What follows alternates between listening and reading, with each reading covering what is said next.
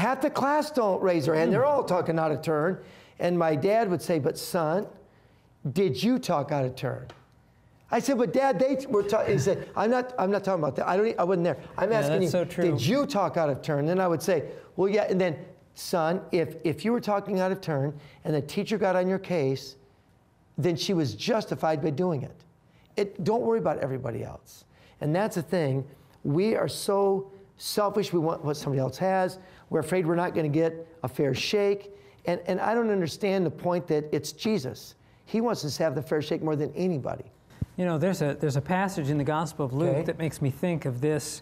You know, there's a lot in here really about the lesson of faith and works. Yes, there is. And, you know, there's really a confusion. I believe, I more than believe, as being a pastor, I mean, I talk to even some of my own members, there's a confusion among Christians at large about the difference between faith and works. Some people think that works is anything that you are conscientious about or you're particular about. If you're particular about how you worship God, if you're particular about how you work for Him, then that's a works religion. Right. And what's interesting is that second class of workers was every bit as particular about their work. Yes. But what was interesting is their attitude was different. Yes. And when it comes down to faith and works, when it comes down to a works of legalism versus, you know, true obedience, the issue isn't as much how obedient is a person being or how particular, but what's the attitude. That's it. And we see it in Luke 17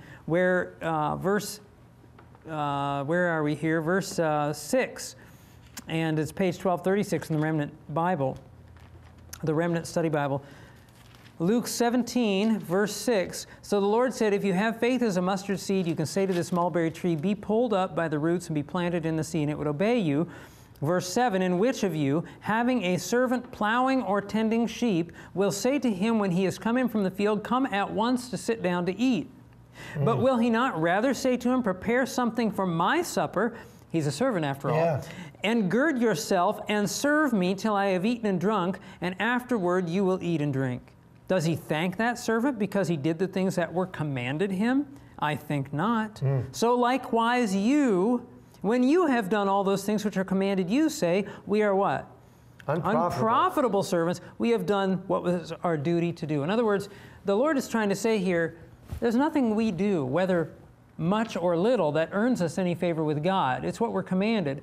And whether you have those workers in the vineyard in the morning or those in the afternoon. See, the problem was those who came in the morning were thinking they did more. Yeah. But the reality is, maybe, for example, I'm a Christian my whole life, and here comes some guy who becomes a Christian in the later years of his life, and I say, well, I've given so much more service to the Lord. Well, have I really?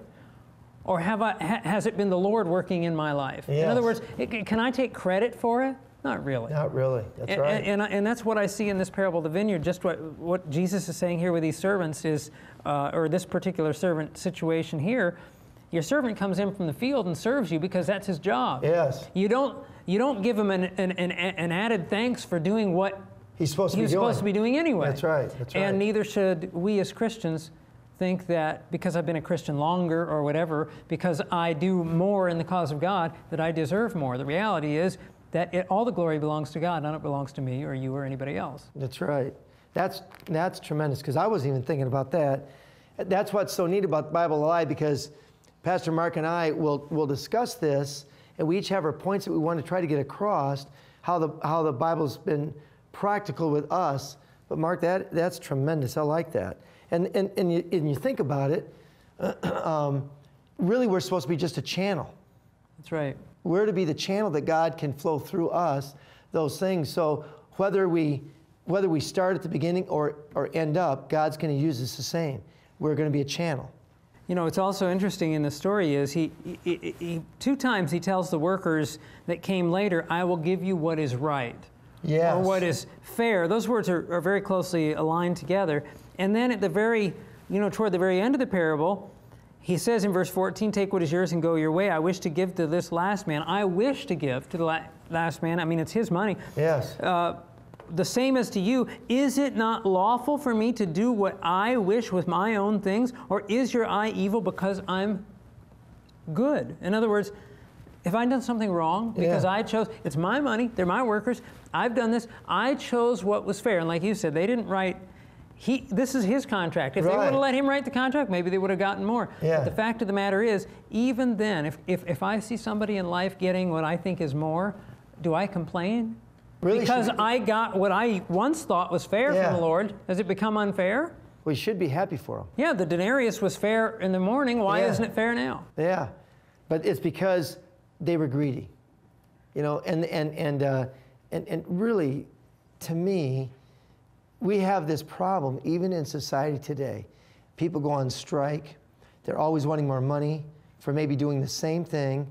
Then people that do a lot of extra work don't get the extra money. I mean, everything seems so upside down today. But really, as Christians, if we've agreed to work for something, I mean, this is a practical thing now for working.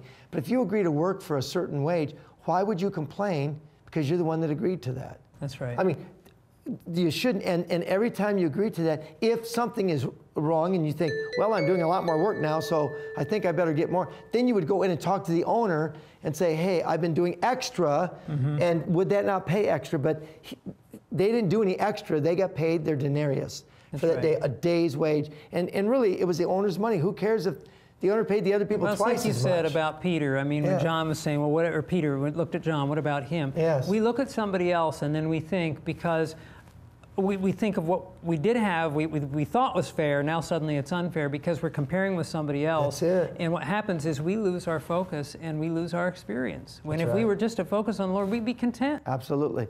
What is it? 1 Timothy 6, verse 6? That's right. Godliness with contentment is great gain. Be satisfied with what God has chosen is fair. Absolutely. Absolutely. And just want to make an appeal to you right now before we have to go. Get into this chapter and read it and see if it doesn't make sense in a number of different ways at your workplace. Don't complain. Do what is right. If you agreed to something, then do what you agreed. Actually, you should do more. Why do only what you have to do? And then don't be jealous of somebody else. If you're doing the best that you can and you've agreed, if someone makes this twice as much, who cares? Because the bottom line, it's a teaching of heaven. So anyway, take those, check it out, and we'll have to leave now because time's already up. But you know what? You can have a better way of life by reading your scriptures. And my thing to you again is don't put it off because it could be too late. God bless. By working together, 1.7 million copies of The Passion of Love were distributed around the country, resulting in an unprecedented partnership with Walmart that led to over 1,000 Bible studies. By working together, over 6 million copies of the Ten Commandments twice removed were shared around the world, resulting in more than 20 churches now keeping the Bible Sabbath. By working together, we have shipped almost 1 million Bibles to spiritually thirsty Christians in Africa, touching the lives of 20 million people for Christ. Working together is what allows Remnant Publications to spread truth-filled books around the world to hasten the Lord's coming. Will you join us in that mission? Will you help us reach the world for Jesus, one book